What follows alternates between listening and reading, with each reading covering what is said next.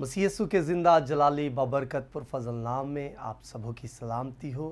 मैं खुदावंद की शुक्रगुजारी करता हूँ आज के दिन के लिए और आज के सुबह के लिए जिसने मौका बख्शा कि आपके साथ खुदावंद के ज़िंदा कलाम की ज़िंदा बातों को शेयर कर सकूँ। मैं शुक्रगुजार हूँ सिस्टर महविश और खुदा के खादम पास्टर इमरान फजल साहब का, जिन्होंने मुझे मौका बख्शा ताकि आज के खूबसूरत दिन में खुदावंद के ज़िंदा कलाम की ज़िंदा बातों को आपके साथ शेयर कर सकूं। मेरा नाम पास्टर आसिफ खोखर है और मेरा ताल्लुक़ चर्च ऑफ द नाजरीन से है और मैं वहां पर एज अ पास्टर खिदमत सरंजाम दे रहा हूं। और आज सुबह जो टॉपिक मैं आपके सामने लेकर आया हूं वो है एक ऐसे जोड़े के मुतल्लिक जिसका ज़िक्र किताब हयात में बाइबल मुक़द्दस में किया गया। खुदा उनकी शुक्रगुजारी करते हैं कि खुदा ने ये मौका बख्शा है कि हम आज इस जोड़े से सीख सकें। और ये एक ऐसा अनोखा जोड़ा है जिसका ईमान अनोखा था, जिसका ईमान एक ऐसा यूनिक कपल के जिसका फेथ जो है इतना पुख्ता, इतना ज़बरदस्त। तो आज मैं चाहता हूँ आए खुदा के ज़िंदा कलाम में से देखें कि ये कौन सा ऐसा जोड़ा है जिसके मुतालिक बाइबल हमें सिखाना चाहती है। मेरे साथ निकालिए इब्रानियों की किताब, उसका 11वां बाब और उसकी 23वीं आयत हम पढ़ेंगे। तो मैं आपके लिए कलाम पाक की सादत को हासिल करूँगा। यहाँ पर यूँ लिखा है, ईमान ही से मूसा के माँ बाप ने उसके पैदा होने के बाद 3 महीने तक उसको छुपाए रखा, क्योंकि उन्होंने देखा कि बच्चा खूबसूरत है और वो बादशाह के हुक्म से ना डरे। पाकलाम का पढ़ा, सुना और समझा जाना हम सबों के लिए बाइस से बरकत हो। मेरे अजीज़ों, अगर हम खरूज की किताब का मुताला करें तो खरूज 6 बाब में हमें मिलता है कि खुदा ने जी हाँ, मैं बात कर रहा हूँ मूसा के पेरेंट्स की, जिनका नाम अमराम और युकबत था। और खुदा ने इनको खूबसूरत औलाद से शेर किया, मरियम, हारून और मूसा। मरियम और हारून मूसा के भाई थे, बहन भाई थे, और खुदा ने इनको खूबसूरत औलाद दी।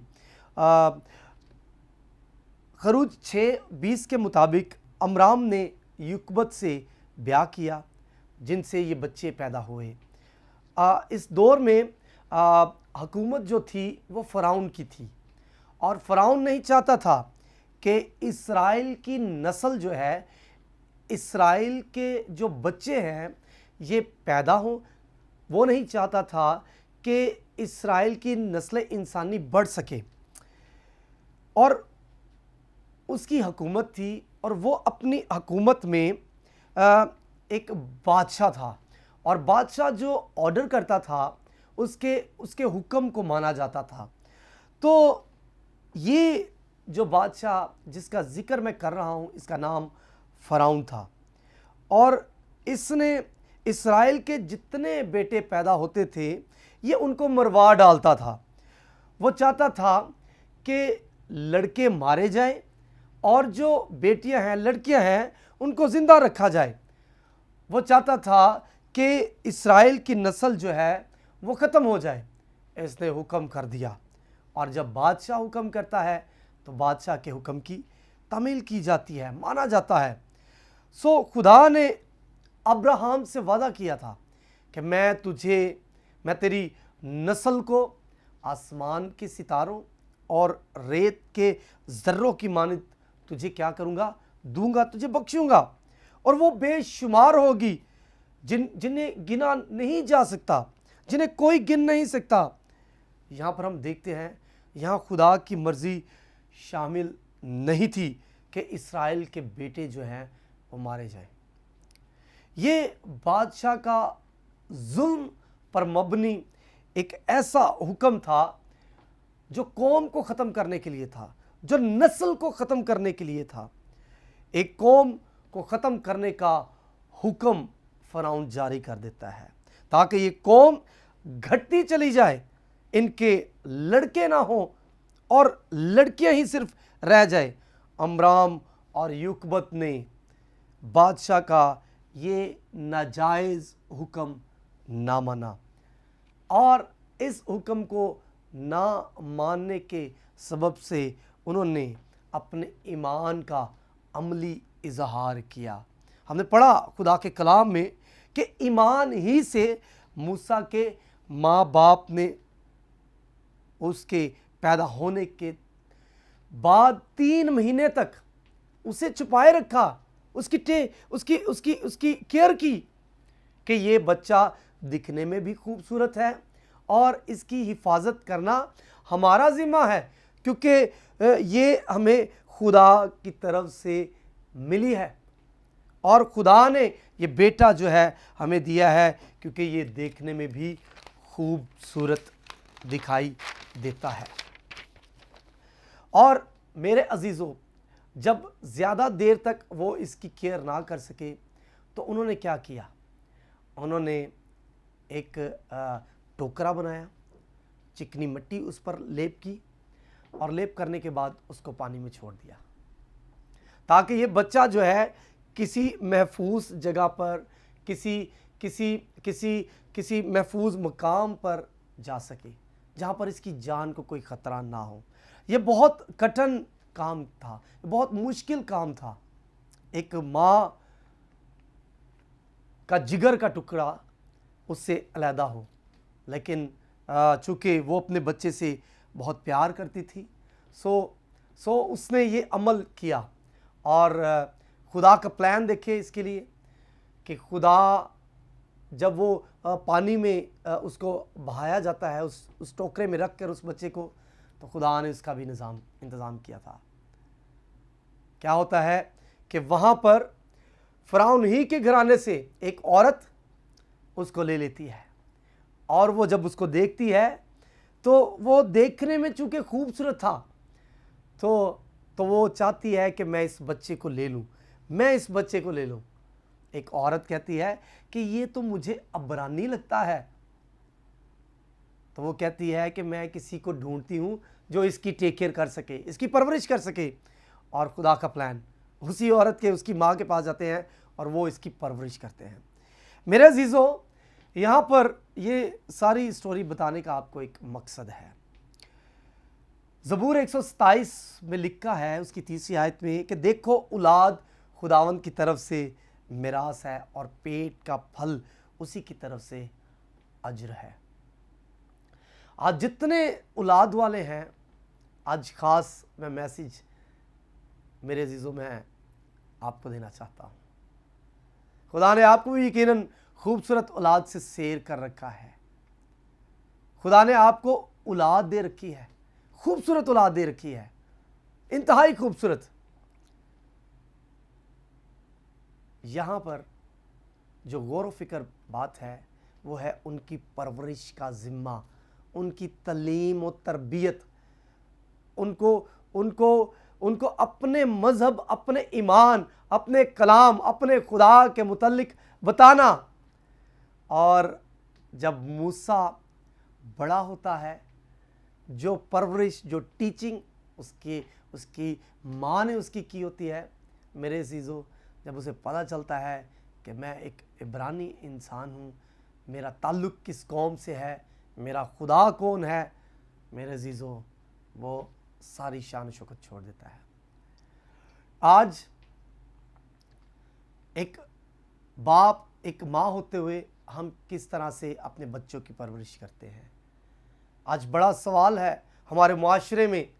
आज हम इर्द गिर्द गौर करें, आज क्यों औलाद नाफरमान पैदा होती, आज क्यों बच्चे अपने पेरेंट्स के नाफरमान हैं, आज क्यों घर में बच्चे जो हैं अपनी मनमानियाँ करते हैं, आज क्यों वो जो उनके दिल में आता है वही काम करते हैं। मैं इंतहाई अफसोस के साथ ये बात कर रहा हूँ। मैं एक फैमिली में जब विज़िट के लिए गया तो वहाँ पर उसने एक माँ ने अपने बच्चों के मुतालिक बताया कि भाई आप मेरे बच्चों के लिए, मेरे बेटे के लिए दुआ करें। मैंने उनसे कहा जी ये बच्चा तो बहुत अच्छा है, ये बच्चा तो ज़बूर पढ़ता है और ज़ुबानी और दुआ करता है। उसकी माँ ने कहा जब ये छोटा था तो ये मेरी सारी बात मानता था, लेकिन अब ये बड़ा हो गया है, अपनी मनमानियां करता है? इसकी रीजन क्या है, वजह क्या है, क्यों करता है ऐसे? मेरे अजीजों, जब हम अपना ज्ञान ध्यान अपने बच्चों से हटा लेते हैं और हम ये नहीं देखते कि मेरा बेटा क्या कर रहा है, अगर इसके पास फ़ोन है, अगर इसके पास लैपटॉप है, तो इसको यूज़ कैसे करता है, अगर मैंने इसकी ख्वाहिश को पूरा किया है तो इसका इस्तेमाल किस तरह से करता है, ये रिस्पॉन्सिबिलिटी आपकी है। मेरे अजीजों, युकबत और अमराम जो थे, इनकी ड्यूटी थी अपने बच्चों की परवरिश को ठीक तरीके से करना, उन्हें ठीक तरीके से तालीम देना। उनका बेटा बड़ा हुआ और बहुत सारे लोगों के लिए रहाई का सबब बना। यहाँ तक कि हम देखते हैं कि मूसा जब उसको पता चल गया तो मूसा से खुदा ने बातें की और मूसा को खुदा ने बनी इस्राएल कौम को आज़ाद करवाने के लिए इस्तेमाल किया। आज अक्सर औकात जब संडे का दिन आता है तो हम खुद तो चर्च जाने के लिए तैयार हो जाते हैं, खुद तो इबादत में जाने के लिए तैयार हो जाते हैं, और हमारा बेटा या बेटी अगर सोया है या उसने कह दिया है बाबा आज मेरा दिल नहीं कर रहा, मैं रात को लेट सोया था, मैं आज चर्च नहीं जा सकता, मेरे अजीज़ों, यहाँ पर आपका ईमान, आपकी पुख्तगी, आपकी टीचिंग, आपकी परवरिश नजर आती है। अगर वो नहीं चर्च जा रहा, आप उसे बताइए, आप उसे सिखाइए कि कलाम को सीखना कितना इम्पोर्टेंट है मेरी और आपकी ज़िंदगी में। बेटा, कलाम को सीखना सिर्फ मेरा फ़र्ज़ नहीं है, कलाम को लेना सिर्फ मेरा फ़र्ज़ नहीं है, बल्कि यशवा उसका पहला बाप वहाँ पर लिखा है कि ये किताब, ये इल्हाम, अगर दिन और रात तेरा ध्यान इस पर होगा तभी तुझे इकबालमंदी की राह नसीब होगी। और यही काफ़ी नहीं है, बल्कि जो हुक्म मिला मूसा को, वो कौन सा हुक्म था कि कौन सी टीचिंग, कौन सी तालीम तूने देनी है अपने लोगों को, अपनी कौम को, वो क्या करें अपने बच्चों के लिए, वो कौन सी ऐसी बातें हैं जो वो अपने बच्चों को सिखाएं। आप जानना चाहते हैं? आए मेरे साथ खुदा के कलाम में देखते हैं और कौन सी बातें थी, बड़ी खूबसूरत बातें मेरे साथ निकालिए। इस्तिस्ना की किताब, उसका 6वां बाब और उसकी 5वीं और 5वीं आयत से 9वीं आयत तक खुदा के कलाम में यूं लिखा है,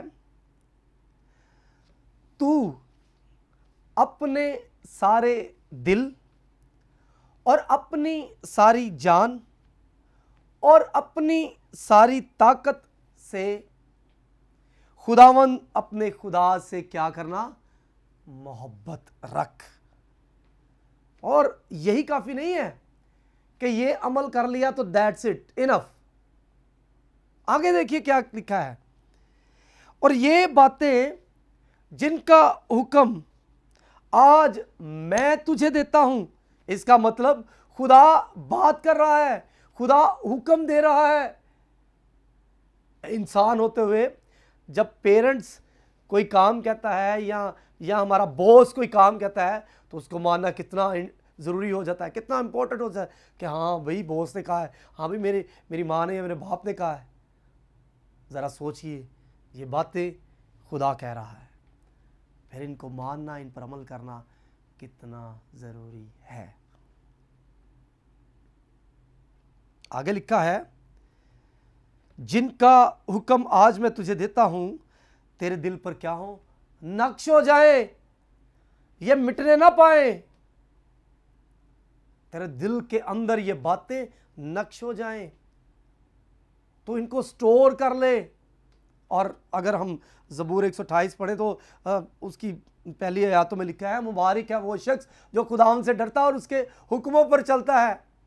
और मुबारक उस शख्स को कहा जाता है, वो शख्स उस तरह उसे तशबीह दी जाती है, और रेगिस्तान के अंदर ऊंट पाए जाते हैं और दूर दूर तक पानी नहीं मिलता, लेकिन जब पीने के लिए उनको पानी मिलता है तो वो बहुत मिकदार में पानी पी लेते हैं। और खुदा ने ऐसा सिस्टम उनके अंदर, उनकी बॉडी में रखा है कि जब वो पानी पीते हैं तो वो अपने अंदर बहुत ज़्यादा पानी स्टोर कर लेते हैं। तो स्टोर करने के, स्टोरेज वाले अमल को, स्टोर करने के अमल को, जहाँ पर पानी स्टोर होता है, जब ज़रूरत पड़ती है तो वो थोड़ा थोड़ा पानी जो है इस्तेमाल कर लेता है। तो इस सारे अमल को मुबारक कहा गया है।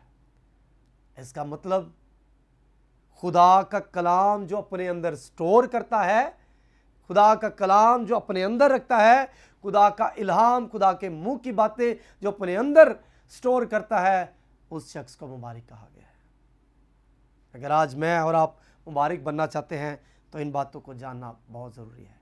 तो फिर क्या हुक्म कहा, लिखा है खुदा के कलाम में, 7वीं आयत में पढ़ रहा हूं, और तू इनको अपनी औलाद के ज़हन नशीन करना और घर बैठे, सुनिए गौर से, घर बैठे और राह चलते और लेटते और उठते वक्त इनका जिक्र किया करना। इसका मतलब जब तू रास्ते में है, घर में जा रहा है या कहीं भी जा रहा है, तो तेरी जुबान पर तेरे खुदा की बातें हों। कितनी खूबसूरत बात है। लेकिन आज इंतहाई अफसोस के साथ कि हमारा ईमान कमज़ोर पड़ जाता है, हम कमज़ोर पड़ जाते हैं। आज क्यों औलाद नाफरमान है?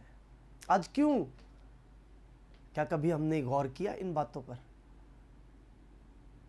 अगर नहीं किया तो युकबत और अमराम मुझे और आपको टीच करते हैं, सिखाते हैं कि हमने किस तरह से अपने बच्चों की परवरिश करनी है।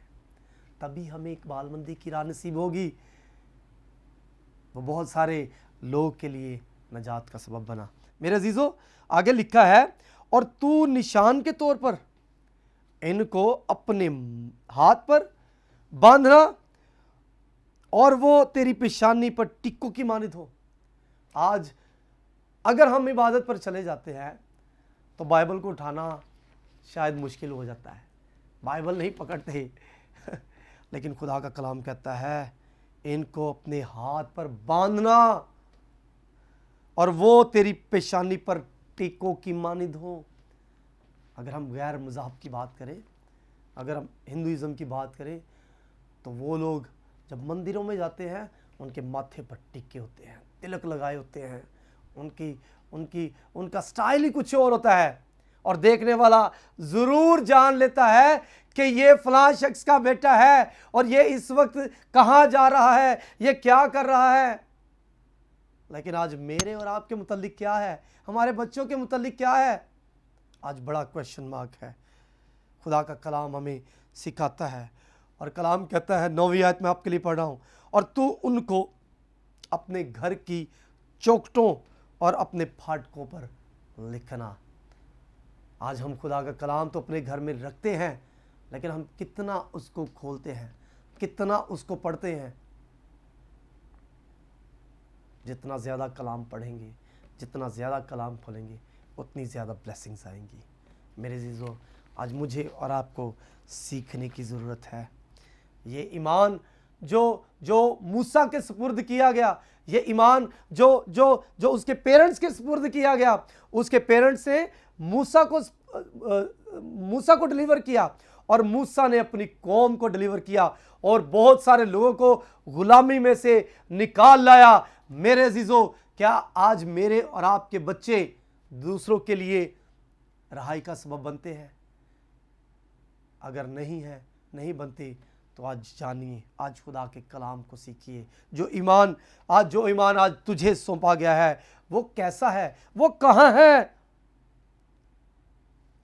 मेरे अजीजों, वक्त पर खुदा के घर में आए, वक्त पर खुदा के घर में आए। जो अपने घर की खबरगिरी नहीं रखता, कलाम कहता है जिसकी औलाद उसके कहे में नहीं है, वो मेरी खिदमत के लायक नहीं है।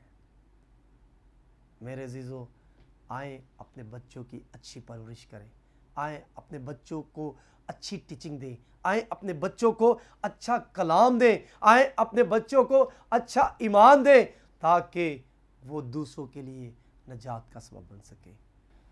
अगर आज हमारी ज़िंदगी में खुदा का कलाम नहीं है, अगर आज वो ईमान जो मेरे सुपुर्द किया गया, जो मेरी ड्यूटी है कि मैं अपने बच्चों में डिलीवर करूं, अगर मैं इस रिस्पॉन्सिबिलिटी को, इस जिम्मेदारी को पूरा नहीं कर रहा, तो मेरे अजीज़ों, आज कहीं हमारी औलाद ख़तरे का निशान तो नहीं है। आज बहुत सारे ऐसे लोग हैं, बहुत सारे ऐसे बच्चे हैं जो नशे जैसी लत में हैं।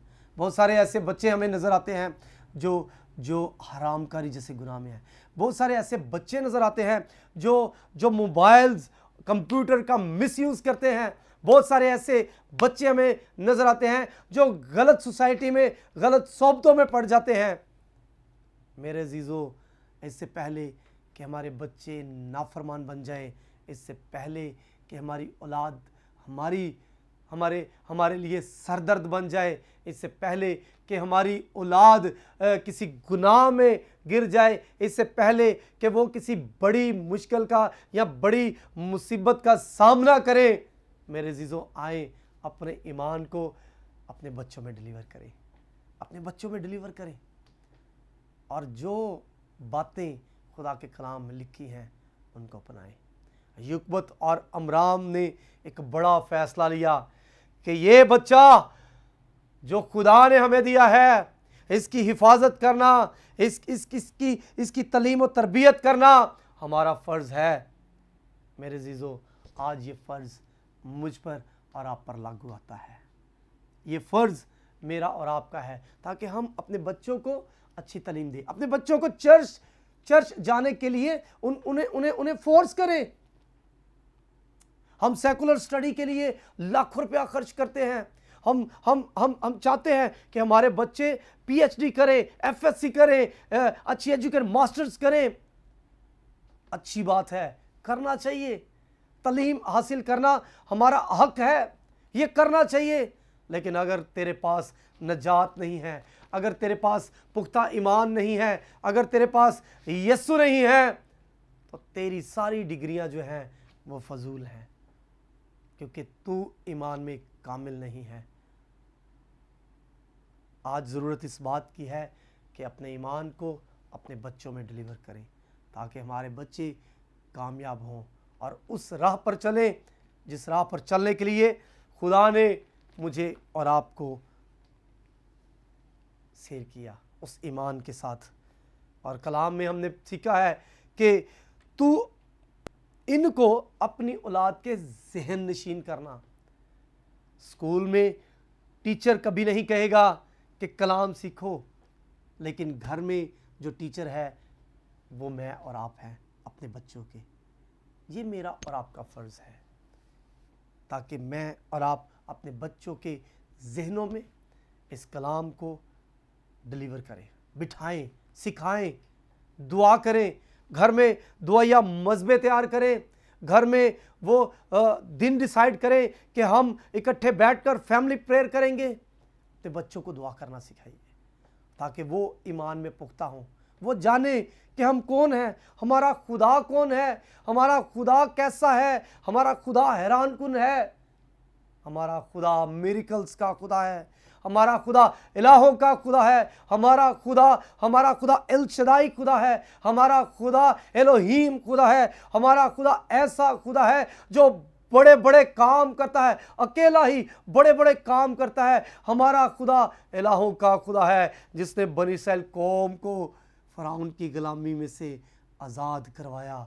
हमारा खुदा ऐसा खुदा है जो एक शख्स के वसीला से बड़ी कौम को गुलामी में से आज़ाद करवा लाया।